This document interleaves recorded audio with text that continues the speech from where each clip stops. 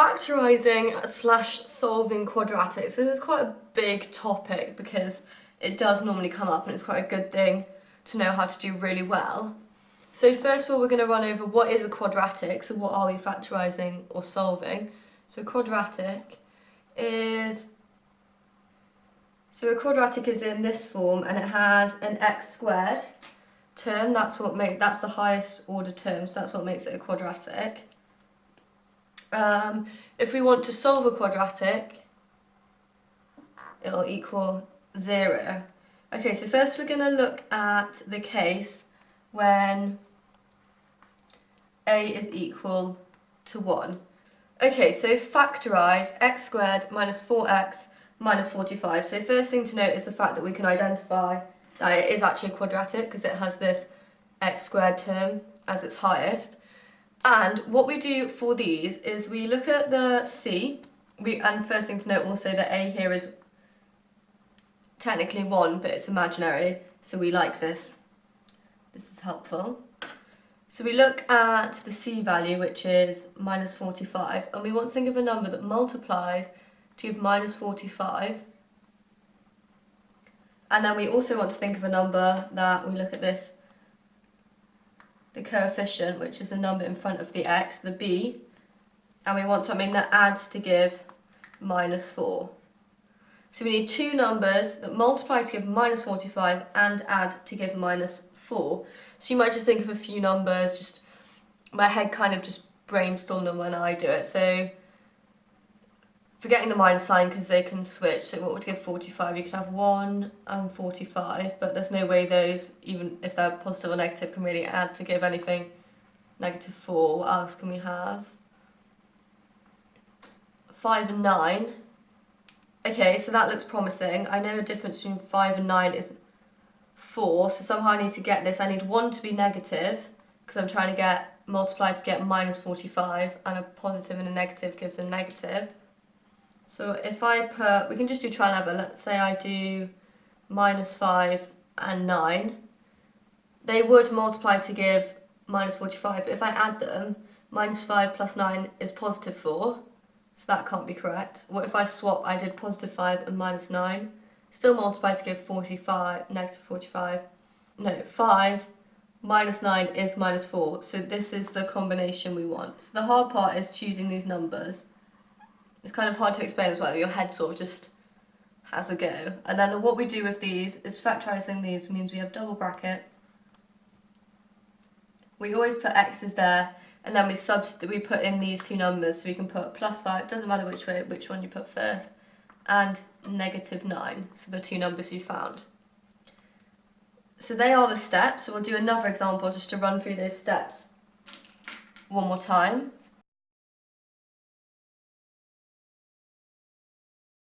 Okay, so example 2, we have factorise x squared minus 3x minus 18. So we look at this, the c in our quadratic, and we know we have to multiply to get something that gives minus 18, that c value. But we also know we have to do the coefficient of x, the b, and it has to add to give the b value, which is minus 3. So your brain sort of like gets to work. We can have 1 and 18, but that's not going to be a difference of 3. You can have 2 and 9, but they're also not a difference of 3. What else gives 18? 3 and 6. Okay, we like that. It gives a difference of 3, but now we need to figure out our signs. So let's just try first. Let's say we have negative 3 and 6. If we multiply those two together, they will give negative 18, but negative 3 plus 6 is positive 3, so it doesn't give us the b value. Okay, let's just try.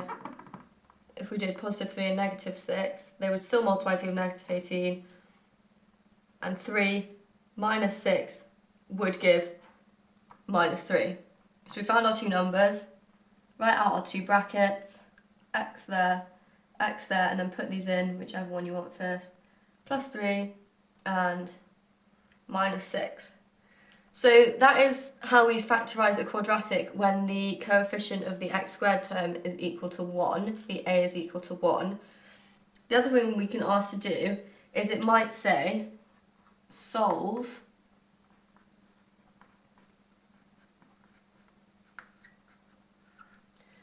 So what's happened here is I'm using this example. So instead of just factorise, we've got solve and we've set it equal to 0. Okay, so we know this is equal to 0, but we know that they're the same, so we know that this is also equal to 0. We can just copy that down. If we look at this line here, to get something equal to 0, so let's do 3 times 0 is 0, 0 times 1,000 is 0, etc. Like, just use any example you want. One of these terms, if you multiply two things and they give 0, has to be 0. So one of these two brackets has to be 0, because to get two things multiplied together to give 0, one of them has to equal 0. So either this equals 0 or this equals 0. So let's set this bracket equal to 0. X plus 5 equals 0. That is x plus 5 equals 0. Don't need the bracket. Let's solve for x. So we take the plus 5 over here and it becomes negative 5. Do the same here. So x minus 9 equals 0. Take the 9 over to solve for x. Negative 9 here, positive 9 here.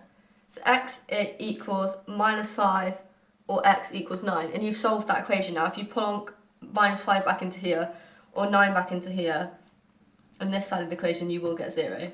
So the only extra step when solving is you set the thing equal to 0 and then you do the two brackets.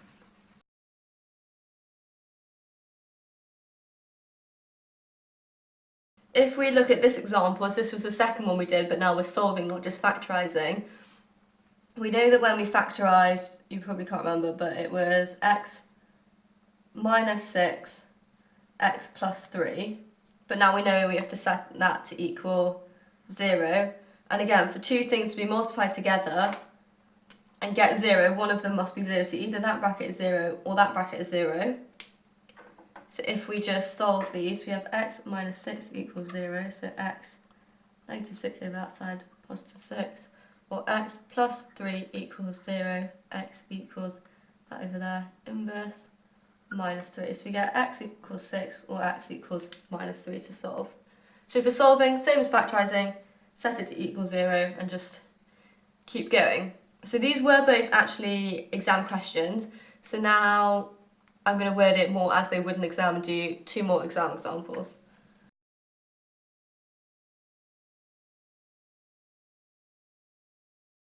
Okay, so here would be the way they would write it in an exam, and it is from an exam. Factorise x squared plus 9x plus 20 and solve x squared plus 9x plus 20 equals 0. So this would be a part A part and this would be a part B part. So they kind of help you through the stages, so you don't have to do it all in one go. First of all, part A, factorise this. So we have to get a number that multiplies to give 20, the C, and adds to give 9, the B. Okay, so 1 and 20, it's not going to be that because they don't have a difference of 9. What else can we have? 5 and 4. Okay, that looks promising because 5 and 4 is 9. So if we take these two numbers, 5 times 4 does equals 20, and 5 add 4 equals 9. Bingo, we have our two numbers. We just need the brackets to put them in. Write out your brackets like this. What were they? 5 and 4, whichever way you want. There we go, first part done. Now it says solve. So we can write that out again. Oh, same thing as in part A, so we know that this next step also equals 0. And then we know that for two things to be multiplied together and get 0, one of them has to equal 0. So either that equals 0 or that equals 0. X plus 4 equals 0, x equals, take the 4 over there, negative 4, or x plus 5 equals 0, x equals, take the 5 over there, negative 5. So there are your two answers. So that's how we do it in an exam. It would tell you to factorise, then tell you to solve, just make it equal 0. Now I'm going to do a more apply one.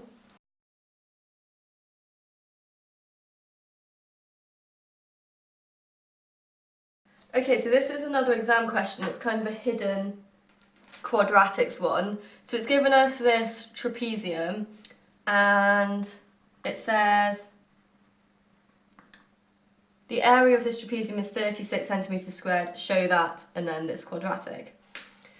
So I'm kind of going to ignore the show that and just hope that I get it at the end, but I'm going to work on the fact it's giving me area and it's giving me these pieces of information here. So I'm just going to do what I know about the area of a trapezium.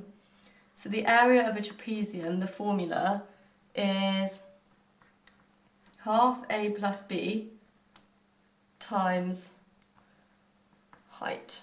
So that kind of means, because the trapezium has two different lengths, it's the averages of the two different lengths times the height. So we know the area is 36, so I can say that's 36 there. And we also know A, B and H, so we're going to put those in. So a half, so A plus B divided by 2. So this is A and this is B. It's the two ones that are different lengths. So if I do x plus 6 plus x plus 2, and then you divide that by 2 because you want the average, and then you multiply that thing by x minus 5. Okay, so let's deal with this bit. It looks a bit weird. So we know we can add the like terms here. So we have an x and an x, so that is 2x. We've got 6 plus 2, 6, 7, 8 plus 8 divided by 2 multiplied by x minus 5. We know we can cancel this part down, so 2, 2, and then that goes in all times. Don't forget to do each term. X plus 4 multiplied by x minus 5. Okay, so now we have, and then we know that this equals 36.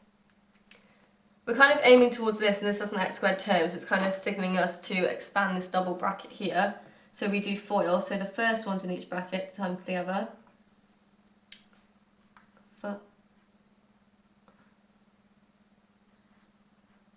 Can't spell FOIL.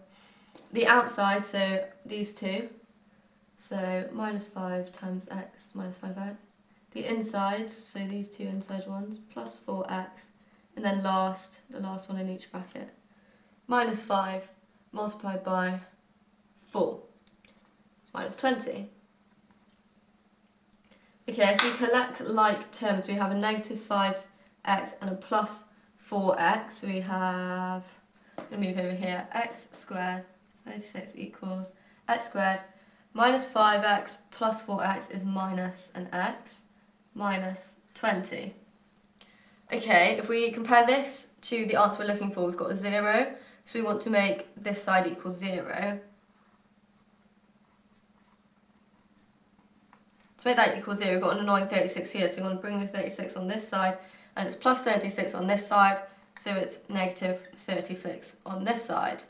So 0 equals x squared minus x. And we've got collecting like terms, again we've just got ordinary numbers.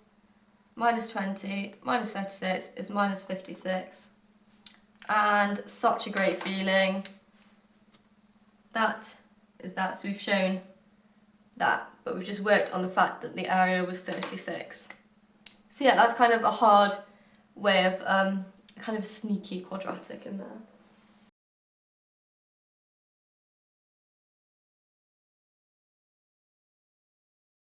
Okay, so for part 2 now, we're going to do when a, the coefficient of x squared, is not equal to 1. So that symbol means equal, no, not equal to 1. So this is a little bit harder, kind of annoying, but you know, you've got to do what you've got to do. So let's look at an example to work out for me to explain what we do. So again, we're going to factorise this quadratic, but the first thing we know is the fact that this is not 1. A is not 1, A is equal to 2. So the numbers we choose this time, we do a similar process. So we need a number that multiplies to give, but instead of just taking the C, we do C multiplied by A. So 12 times 2, which is 24. So we need a number that multiplies to give 24.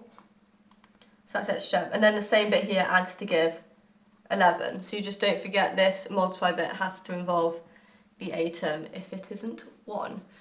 Okay, so I'm going to brainstorm our numbers. We've got 2 and 12, doesn't seem to work. 1, 24, 6 and 4 also doesn't work. 3 and 8. I think that's promising. I'm going to look at 3 and 8. So I know that 3 times 8 is 24, as required, and 3 plus 8 is 11, also as required. So I know my two numbers are 3 and 8. But I can't just write and stick those in the brackets this time, which is quite annoying. So what I do is, this is the next line, this is a new bit. I keep this bit here, the 2x squared, and I replace this b term, the 11x, with these two numbers. So I'll go plus 8x plus 3x. So I kind of split it up because 8x plus 3x is 11x, but instead of writing 11x, we're writing this. So I replace writing 11x with the two numbers I found. Then I split it in half and I factorise each half. So I'm going to factorise this part first. So I take out what's common, which is a 2 and an x. So I'm going to put an x in here because if I multiply 2x by x I get back 2x squared. And I'm going to put a 4 here because if I do 2x multiplied by 4 I get 8x. So I've done that half. Cover up and do this half so I can take out 3 because that's common to both. And I want an x here because 3 times x would give me about 3x. And a 4 here because 3 times 4 will give me 12. And important thing to note here is these two brackets will always be the same. If they're not the same, you've done something wrong and you need to go back. Now the next step we do here is we put them, this is the final bit, we put them into the two brackets we want. One of the brackets is always one of these, the one that's always the same, you just copy that down. And the other bracket is what's ever here and here. So in this example it's 2x plus 3. And you're done. So I'm just going to run through exactly what we did there again, because that is a bit more complicated. So first of all, we looked at these two numbers and we multiplied them together to look for a number that will equal 24 when multiplied together. So instead of just taking that value, that's how it's different to before. We also look at the b value and we want it to add to give the b value. So we kind of think about the hard bit, we think about some numbers that will work, and we established that 3 and 8 will work. So in the next line, what we're basically doing is just splitting up the b term into the two numbers that we were given. So you have to keep the x there, very important, keep the x there. So you're just splitting up the b, basically, with those specific numbers. To get to this part, you then split it in half and you factorise each half, remembering that these two brackets will always be exactly the same, otherwise you've made a mistake. And then the final part is putting it into the brackets, one of which you just take as one of these two brackets, which are always the same. And then the other bracket you take as the coefficients of each of these two brackets. So we're going to run through another example. Oh, I'm just going to make one important note. Sometimes it might say solve, it might be not obvious. It might say solve and give you that equation there, which we're used to seeing a quadratic as equaling to 0. So you kind of have to see, oh, it is a quadratic, but it's not in the right form yet. So you're going to bring that 12 over. So that's just a note that it might not always just give it to you straight away. You might have to move it. I just wanted to show you that that could happen. Okay, so next example, just to get used to this, where the coefficient isn't 1. So first thing we know, coefficient isn't 1, but it is a quadratic because we've got this term here.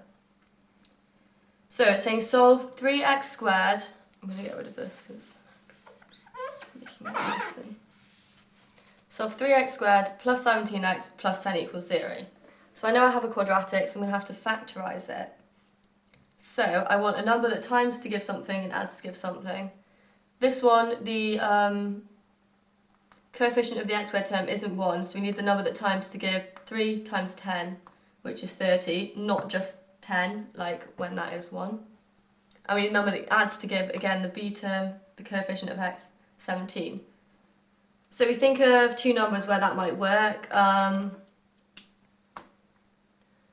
thinking 2 and 15, that kind of just came to me immediately. Like sometimes they're easy to come up with, sometimes you sit there for ages thinking, So we can just check 2 times 15 does give 30, and 2 and 15 does give 17. So our two numbers, 2 and 15. Next line we write out, we replace this b term, 17x, with these two numbers. So I'm going to do 15x plus 2x instead of writing 17. The next line, we factorise half of it, so we cover up 1/2 and we factorise, so I can take out, so 3 is common in both and so is an x. That would be x plus 5, because if you expand that back out you should get this answer. On this side, if I factorise, I can take a 2 out because that's common to both. And here I'd get x, because if I did 2 times x, I'd get 2x. And here I'd do 5, because if I did 2 times 5, I'd get 10. And we know that equals 0. Quick check, yes, these two brackets are the same, so we've done it correctly. Always will be the same. Final step, put it into your two brackets, one of which is just one of the brackets is the same, and then the other one is the coefficients of the brackets, the numbers in front. So 3x here plus 2 from here equals 0. Just like before, we are actually asked to solve this one. So two numbers multiplied together gives 0, then one of them has to be 0. So either that is 0 or that is 0. Let's look at this one, 3x plus 2 equals 0. Let's rearrange a bit. 3x equals, we're trying to solve for x, so 2 over this way is going to be negative 2, and then x equals, and then on this side it's multiplied, so on this side it's going to be divide, inverse operation, and so x equals minus 2/3, or x plus 5 equals 0, x equals minus 5. So either that or that. And then you can always check those by subbing those back in to this equation here and seeing if they output 0. So I'm going to move on to an even harder example, but it is just the same as this.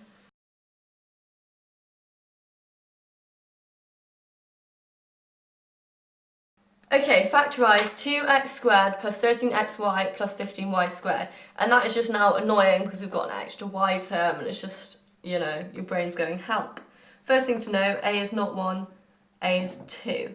So we're just going to treat it as we are before, but not get confused by this y. So we need a number that multiplies to give, and then you want 2 times the c value, which is 15y squared. Because it's not an x, you just treat it like a number. So 2 times 15y squared is 30y squared. And then we need a number that adds to give, and then same thing, just this b term, so the coefficient of x. So everything here that isn't the x, which is 13y. I hope that's clear. Okay, so now we need to think of some numbers. Without a spoiler, it's going to be, if you forget the y's for now, just think of numbers for 10 and 30 and 13, it would be 3 and 10. But if we stick a y, we'll just think of them as numbers for now. So 3 and 10, if you multiply them, it would give 30, and if you add them, it would give 13. But we've got this y, so what if we take 3y and 10y? If we multiply them, we'll get 30y squared, which we want, and if we add them, 3y plus 10y is 13y, which is what we want. Okay, so we've established our two numbers here are 3y and 10y. So exactly like if they were just numbers, but you stick a y on the end. Okay, I hope that kind of makes sense. So the next step is to rewrite this, but replace this b term with these two numbers here. So you write 10y, but remember that you've got to have the x, plus 3y, x plus 15y squared. Next step is to factorise, so cover up half. So what have we got common in here? We have a 2 and an x. So if we do x there, plus 5y. So if you check, if you multiply that out, you get 2x squared, and if you multiply that, you get 10xy. Okay, xy is the same as yx. Plus, what have we got this side? 3 is common, and a y is common. So we need an x to complete that part, and we need 5 to get the 3 times 5 is 15. And we've only got one y, but we want 2. Okay, next step, final step, put them into your two brackets. We can confirm these two are the same, so we think we've probably done it correctly. So we put one of those in there, x plus 5y, and the coefficients in this one, so 2x plus 3y. So that's how you do it if there's an annoying y involved. So I think that's as hard as they can kind of make it.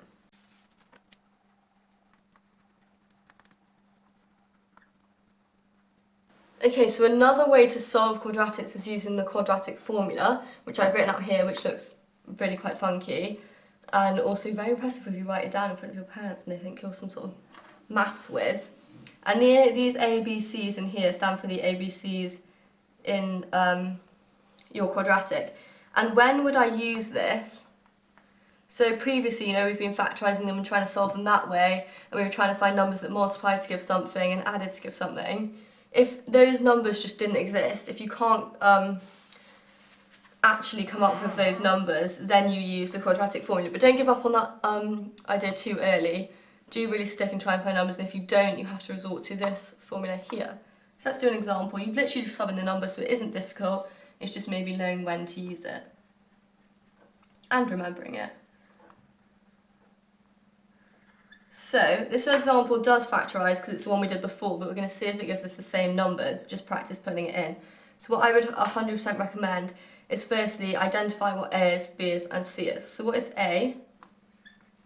A is the coefficient of the x squared here, and it's not 0, that's 1, because if it was 0 that would just not exist, because 0 times x squared would be 0. So that's important, so A is 1. What is B in this example? Minus 4, it's the coefficient of the x, so that is B, minus 4, careful of negatives, and C, this plus C, the term with no x, is minus 45.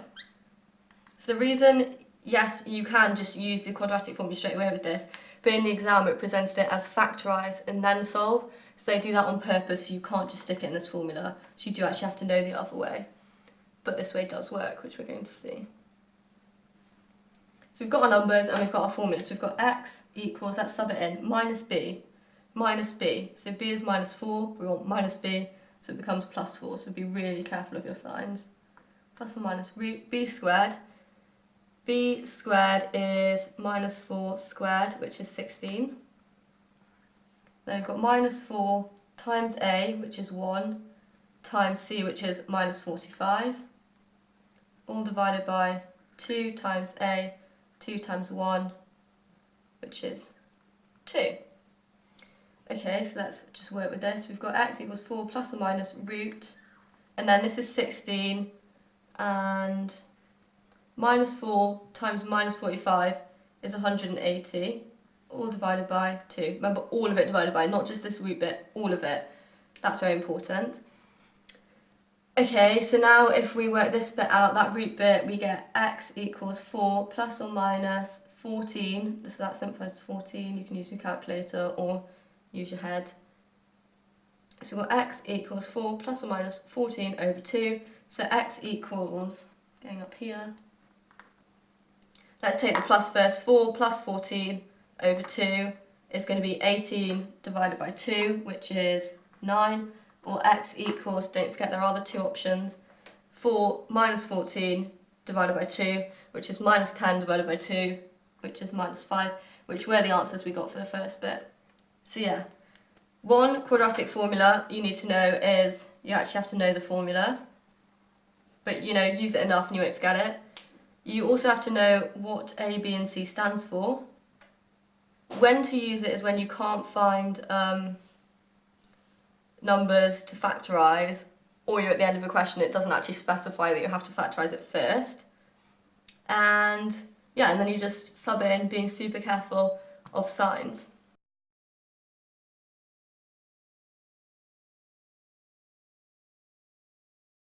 So another example, solve this. We already did this one, but we're going to do it using the formula. You wouldn't have been able to do that in the exam because it did specify that you factorise, but we're just going to practice using the formula. So first thing I'm going to do is write down the formula. X equals minus b plus or minus the square root b squared minus 4ac over 2a.